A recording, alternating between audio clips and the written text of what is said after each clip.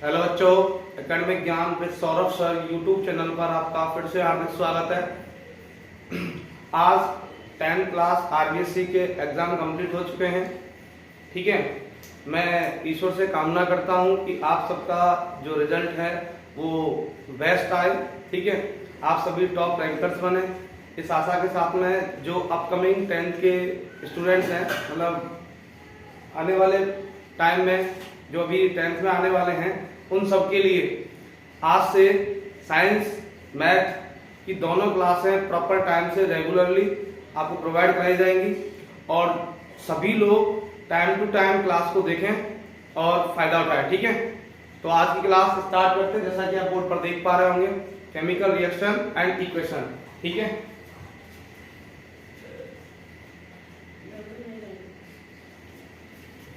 तो देखें, सबसे पहले चैप्टर का टाइटल जैसा कि आप देख पा रहे हैं, केमिकल रिएक्शन एंड इक्वेशन, रासायनिक अभिक्रिया एवं समीकरण। तो इसमें देखें, सबसे पहले हम बात करें तो आपको आना चाहिए कि रासायनिक अभिक्रिया का मतलब क्या होता है। तो सिंपल सी बात याद रखना, chemical change is called chemical reaction.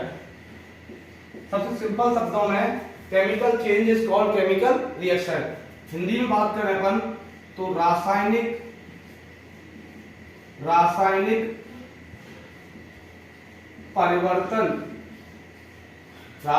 परिवर्तन को ही रासायनिक अभिक्रिया कहा जाता है।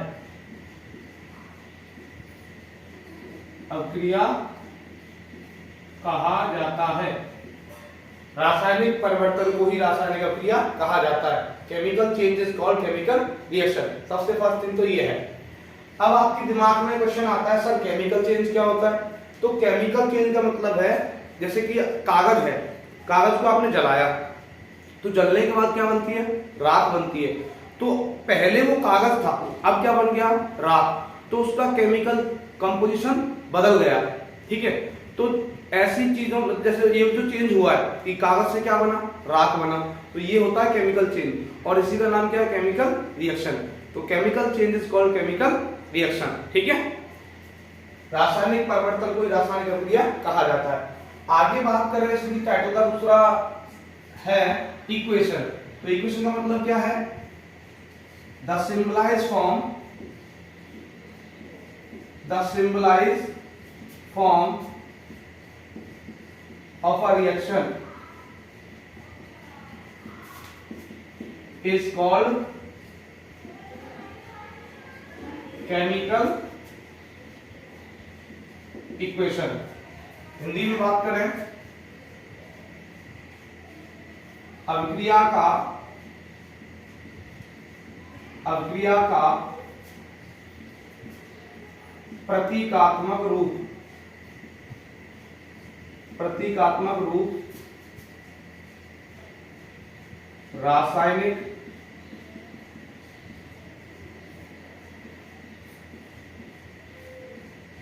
समीकरण कहलाता है। Simplified form of chemical equation is called chemical simplified form of chemical reaction is called chemical equation. ठीक है, अभिक्रिया का प्रतीकात्मक रूप भी रासायनिक समीकरण कहलाता है। अब देखिए, मैं आपको एग्जांपल समझाऊं। जैसे मैं एग्जांपल बोलूं, बर्निंग ऑफ मैग्नीशियम, हिंदी में बोला है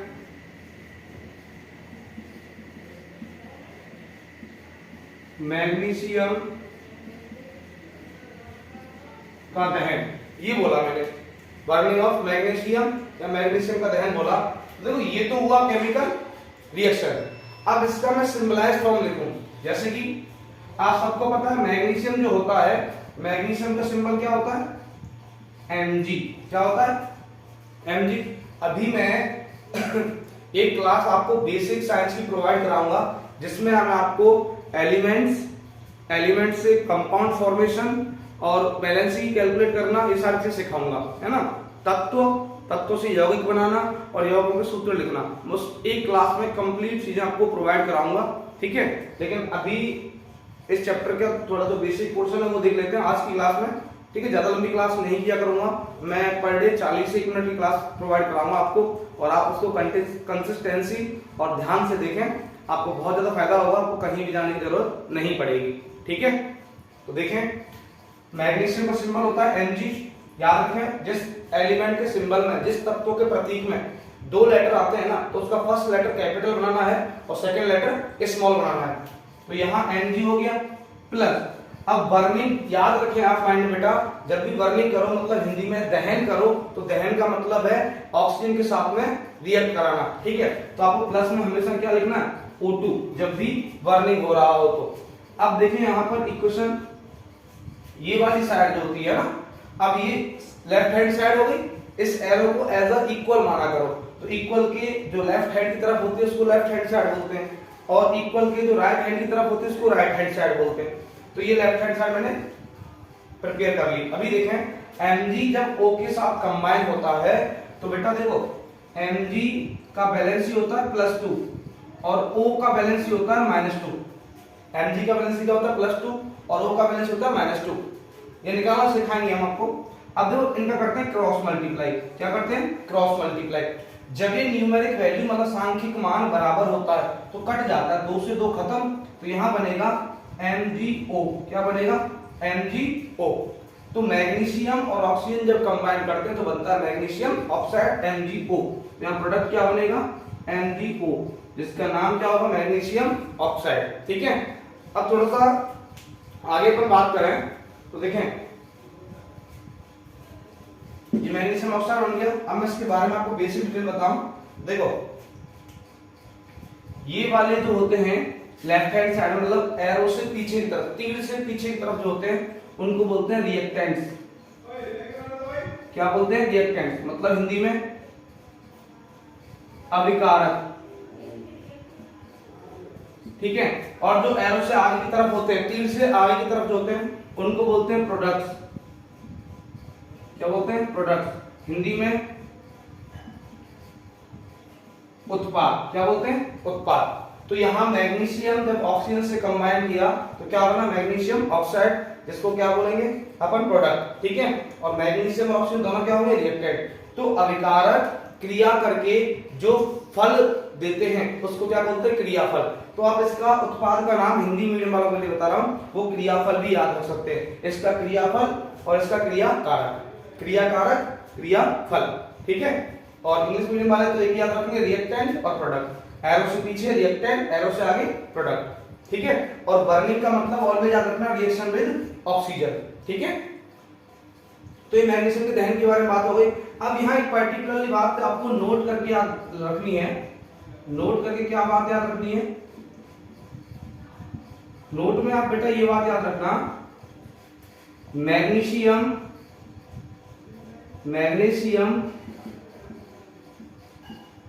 burns with white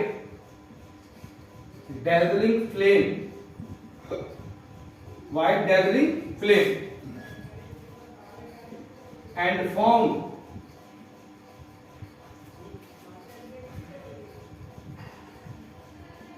by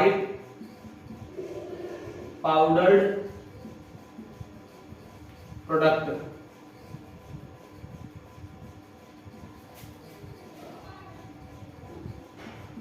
ठीक है, व्हाइट पाउडर प्रोडक्ट MgO। तो मैग्नीशियम बेटा व्हाइट डेजलिंग फ्लेम के साथ जलता है और व्हाइट पाउडर फॉर्म में प्रोडक्ट MgO तैयार करता है।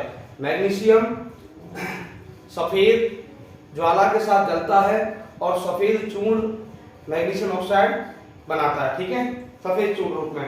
हिंदी लिख देता हूं मैं आपको, दिख रहा होगा आपको, ठीक है। इससे नीचे आपको दिखेगा नहीं, तो ये आपको नोट याद रखना है बेटा। हिंदी में इसके लिए बोल दे रहा हूं आपके, ये देखो, magnesium Burns with white dazzling flame, मतलब मैग्नीशियम व्हाइट डेजलिंग फ्लेम के साथ जलता है, मतलब सफेद ज्वाला के साथ जलता है। एंड फॉर्म और बनाता है व्हाइट पाउडर प्रोडक्ट, सफेद चूर्ण रूपी उत्पाद, जो भी क्या होता है मैग्नीशियम ऑक्साइड MgO। ठीक है, तो उम्मीद करता हूं ये चीजें आपको समझ में आई होंगी। ठीक है, अब थोड़ा सा आगे बढ़ें तो आगे इसमें क्या पढ़ रहे हैं आप, साथ ही साथ लिखते चला करें क्लास को देखते हुए या वीडियो को पॉज करके हुए देखें।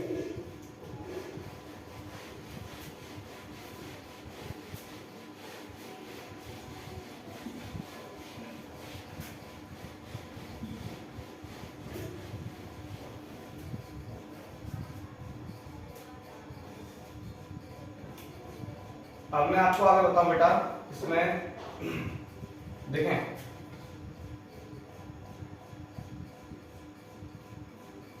टाइप्स ऑफ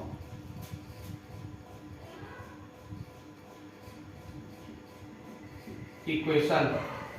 ठीक है, हिंदी में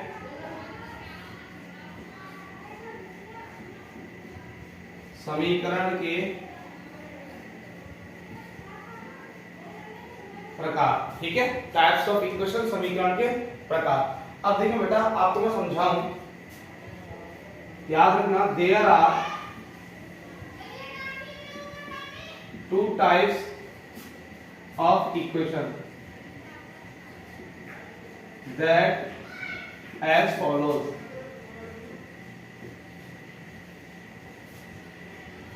मतलब क्या है, समीकरण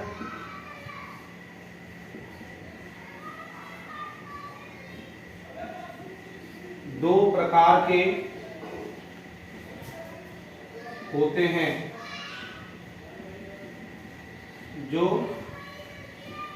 निम्न है। ठीक है, समीकरण कितने प्रकार होते हैं बेटा, दो प्रकार के होते हैं जो निम्न है। कौन कौन से, देखो फर्स्ट अपन बात करें तो फर्स्ट होता है बेटा, फर्स्ट होता है आपका अनबैलेंस इक्वेशन, और सेकंड होता है बेटा आपका बैलेंस इक्वेशन। ठीक है, फर्स्ट होता है बैलेंस इक्वेशन, सेकंड होता है अनबैलेंस इक्वेशन। हिंदी में बताऊं आपको तो देखें इसकी हिंदी, अनबैलेंस इक्वेशन का नाम होता है कंकाली या असंतुलित, कंकाली या असंतुलित समीकरण। मैं शॉर्ट में समी लिख रहा हूं, कंकाली या असंतुलित समीकरण। और बैलेंस का बेटा हिंदी में नाम होता है संतुलित समीकरण। ठीक है, तो इक्वेशन कितने टाइप होते हैं, टू टाइप्स के, अनबैलेंस इक्वेशन और बैलेंस इक्वेशन। हिंदी में असंतुलित समीकरण और संतुलित समीकरण। अब देखें आप आगे इसमें, देखो अनबैलेंस इक्वेशन का मतलब है, जैसे कि मैं आपको एक इक्वेशन लिखूं, समझना मेरी बात। मैंने लिखा H2 plus O2 give H2O। तो अभी जैसा कि मैंने आपको बताया कि एरो से मतलब तीर से पीछे की साइड रिएक्टेंट, हिंदी में अभिकारक होते हैं, और एरो से आगे प्रोडक्ट मतलब उत्पाद होते हैं। अब देखो यहाँ, अब देखना क्या होता है, अनबैलेंस का मतलब क्या है, आप तीर से पीछे की तरफ देखो एटम का नंबर कितना है, और तीर से आगे देखो एटम का नंबर कितना है। मतलब जब एरो से बैक साइड और एरो से फ्रंट साइड एटम्स का नंबर इक्वल नहीं होता है, तो उस इक्वेशन का नाम होता है अनबैलेंस इक्वेशन। मतलब ऐसा समीकरण जिसमें परमाणुओं की संख्या बाएं पक्ष और दाएं पक्ष में बराबर नहीं होती है, उसको बोलते हैं अपन कंकाली या असंतुलित समीकरण। दोबारा सुने, ऐसा समीकरण जिसके दाएं पक्ष और बाएं पक्ष में परमाणुओं की संख्या समान नहीं होती है, उसे अपन क्या बोलते हैं, असंतुलित समीकरण। इंग्लिश मीडियम में कैसे बोलते हैं, इंग्लिश लैंग्वेज में, कि the chemical equation that has no equal number of atoms in LHS और RHS is called unbalanced equation.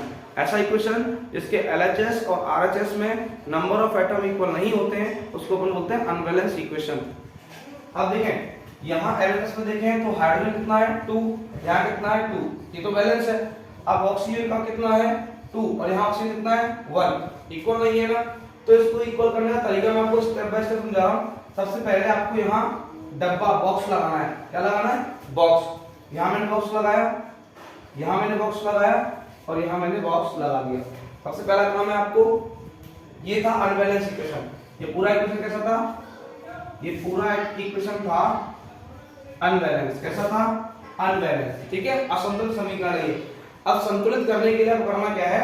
सबसे पहले इनको बॉक्स में बंद करना है, डब्बे में बंद करना है। कर लोगे इतना? अब इतना करने के बाद आपको यहाँ पर देखो, अनबैलेंस से बैलेंस करने के लिए केवल गुणा का सहारा लेना है, मतलब मल्टीप्लाई करना है। ठीक है, मल्टीप्लाई करना है और मल्टीप्लाई हमेशा इस बॉक्स के बाहर करना है। कहाँ करना है? बाहर, मतलब आगे करना है, ना पीछे करना है।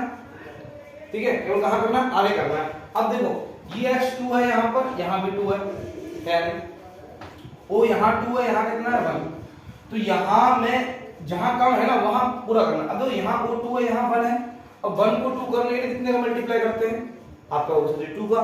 तो यहाँ आप क्या करोगे कि अगर मैं H2O के आगे 2 का मल्टीप्लाई कर दूं, मैंने H2O का किसका मल्टीप्लाई किया? 2 का। मैं कह रहा हूं कि आगे ही मल्टीप्लाई करना है। अब 2 का मल्टीप्लाई करने पर देखो 2 1 2, O2 हो गया और H कितना होगा? 2 2 4, H4 हो गया, याद रखना। अब यहाँ देखो प्लस में O कितना है? 2 है, कितना है? 2 है और यहाँ एरो से आगे कितना होगा? 2 1 2 हो गया। ये 2 का मल्टीप्लाई S से भी होगा और O से भी होगा। तो ये 2 1 2 O हो गया, यहाँ भी 2 है और यहाँ H कितना होगा? 4। अब यहाँ ऊपर से देखो कितना है? H कितना है? 2 और यहाँ कितना है? 2 2 4 है, यहाँ कितना है? 2। तो इस 2 को 4 बनाने में क्या करोगे आप? आगे 2 का मल्टीप्लाई करोगे, तो 2 2 4H हो गया और 2 2 4H हो गया। O2 और 2 1 O2, तो दोनों साइड हाइड्रोजन ऑक्सीजन का नंबर बराबर हो गया। तो इसको अपन बोलेंगे, क्या बोलेंगे बेटा? Balance equation. क्या बोलेंगे? Balance equation. तो ये हो गया बैलेंस। ये संतुलित समीकरण है, ये असंतुलित है। अब बैलेंस अनबैलेंस से बैलेंस करने का जो मेथड होता है उसको बोलते हैं बेटा हिट एंड ट्रायल मेथड। क्या बोलते हैं? Hit and trial method. Hindi में भी वही है, हिट एंड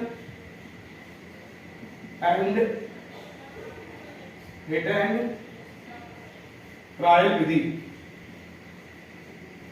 ठीक है, तो अनबैलेंस इक्वेशन को बैलेंस करने का मेथड होता है हिट एंड ट्रायल मेथड, मतलब हिट एंड ट्रायल विधि। ठीक है, और आपको अनबैलेंस से जब बैलेंस करना है तो नंबर्स का केवल मल्टीप्लाई करना है और वो भी पूरे मॉलिक्यूल के आगे करना है। तो इस कहने का मतलब ये जो इक्वेशन लिखा हुआ है यहाँ H2O का मतलब होता है वाटर। क्या होता है? वाटर, मतलब जल होता है हिंदी वालों के लिए। अब यहाँ O2 का मतलब होता है ऑक्सीजन। क्या होता है? ऑक्सीजन।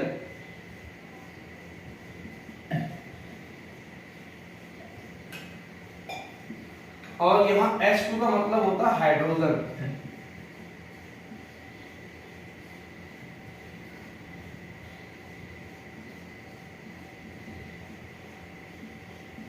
अब कहने का मतलब ये है जो भी रिएक्टेंट वाली साइड में और प्रोडक्ट वाली साइड में नंबर मॉलिक्यूल के आगे लगा रहता है वो बताता है मोल नंबर को। किसको बताता है? मोल नंबर को। अब यहाँ पर यह देखो H2 क्या है? कितना लगा हुआ है? 2। O क्या कुछ नहीं, मतलब वहां 1 मानना, जहां कुछ नंबर रहा वहां 1 होता है। तो इसका मतलब ये है कि 2 मोल्स ऑफ हाइड्रोजन जब 1 मोल ऑफ ऑक्सीजन के साथ कंबाइन करते हैं तो 2 मोल ऑफ वाटर फॉर्म होता है। क्या बोला मैंने? 2 मोल ऑफ हाइड्रोजन जब 1 मोल ऑफ ऑक्सीजन से कंबाइन करते हैं तो 2 मोल ऑफ वाटर फॉर्म होता है। मतलब 2 अणु हाइड्रोजन के और 1 अणु ऑक्सीजन का जब मिलता है तो 2 अणु क्या बनता है? जल बनता है। ठीक है, ये आगे वाला नंबर क्या बताता है बेटा? नंबर ऑफ मोल बताता है। क्या बताता है? Number of mole. ठीक है, अणुओं की संख्या।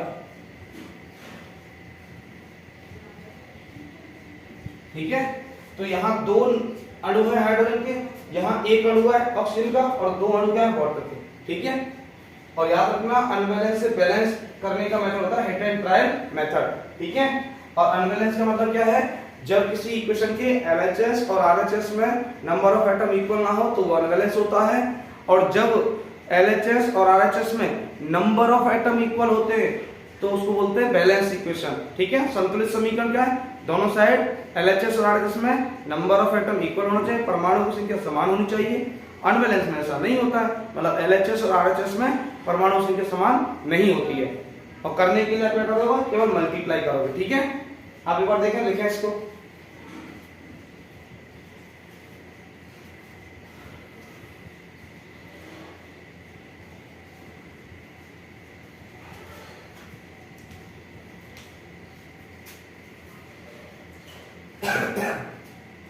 आगे देखिए, मैं दोनों का डेफिनेशन लिखा देता हूं आपको।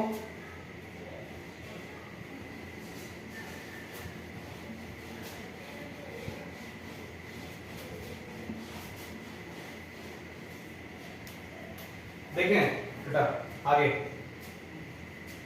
मैं दो लाइन नीचे बना देता हूं। देखो, the equation in which number of atoms in LHS and RHS is not equal, ये बात याद रखना बेटा, is not equal is called unbalance, और इसका नाम बेटा एक और होता है स्केलेटल इक्वेशन। मतलब the equation in which number of atoms in LHS and RHS is not equal is called unbalance और स्केलेटल इक्वेशन। हिंदी में ऐसा समीकरण जिसमें बाएं तरफ बायां पक्ष और दाएं पक्ष में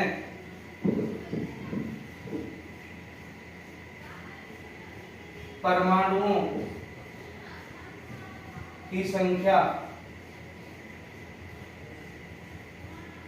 बराबर ना हो, असंतुलित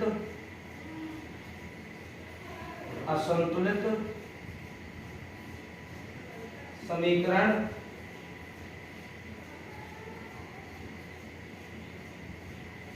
कहलाता है। ठीक है, ऐसा समीकरण जिसमें बाएं पक्ष और दाएं पक्ष में परमाणु की संख्या बराबर ना हो, असंतुलित समीकरण कहलाता है।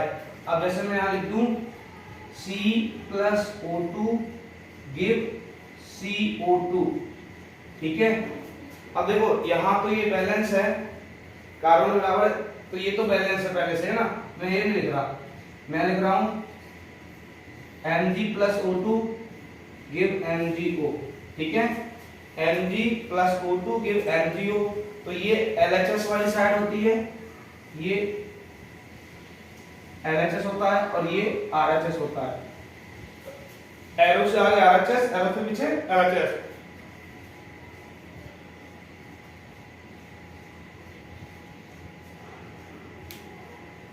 ये आपको नीचे दिख नहीं रहा होगा, मैं ऊपर लिख दूंगा। ठीक है, मैं ऊपर लिख दूंगा तो दिखेगा नहीं आपको। देखें, अब देखें संतुलित समीकरण, the equation having equal number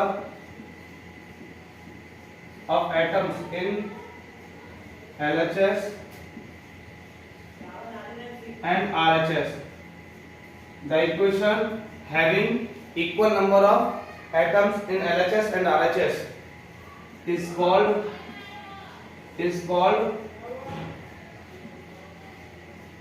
balanced equation। ठीक है,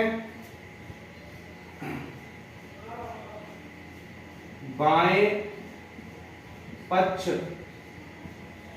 एवं बाएं पक्ष में एवं दाएं पक्ष में समान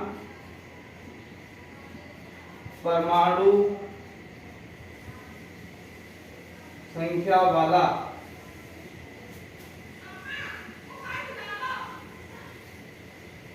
समीकरण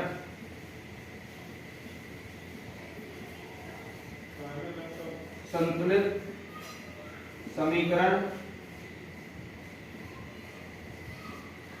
कहलाता है। संतुलित समीकरण कहलाता है।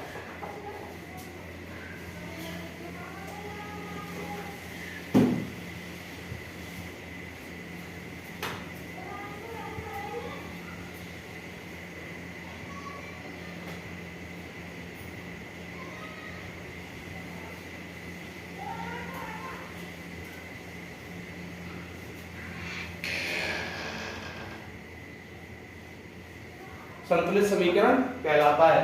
अब देखिए बेटा, मैं दोनों चीजें आपको इधर समझा रहा हूं, दिख रहा है आपको?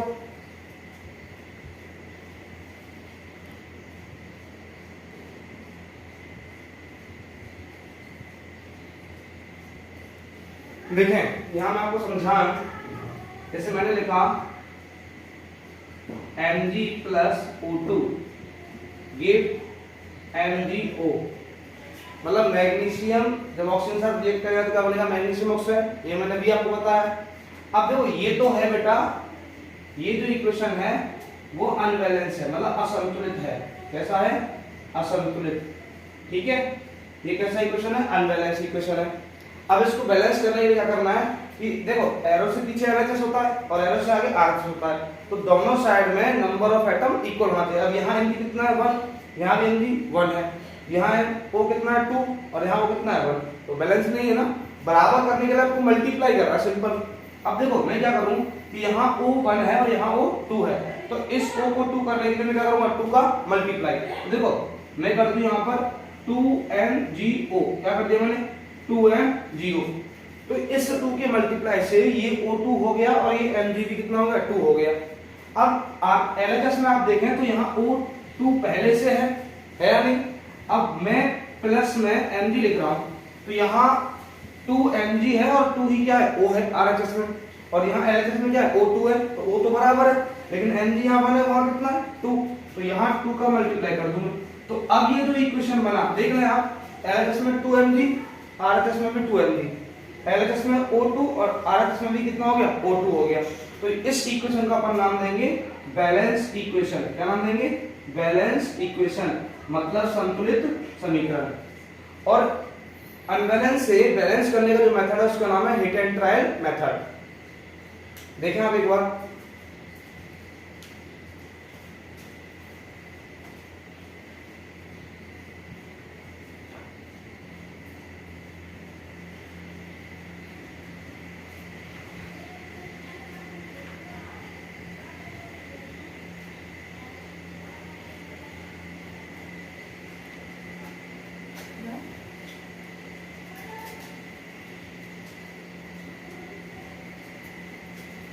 आज की क्लास में इतना ही। आगे अपन इससे आगे अपन कल कंटिन्यू करेंगे, और एक क्लास में कल आपको डे टाइम में प्रोवाइड कराऊंगा elements, compound and compounds formula, है ना? तत्वों से यौगिक बनाना और यौगिक के सूत्र बनाना, ये कल मैं आपको सिखाऊंगा। तो डेली क्लास में जुड़ना ना भूलें। आपको पर डे क्लास मिलेगी मेरी, ठीक है? आप पूरे मॉर्निंग में और शाम तक अभी देख सकते हो, है ना? ऑफलाइन अवेलेबल रहेगी, मतलब यूट्यूब पर आप डाउनलोड करके देख सकते हो, या फिर वैसे देख सकते हो। तो इसी के साथ जय हिंद, जय भारत, मिलते हैं अगली क्लास में।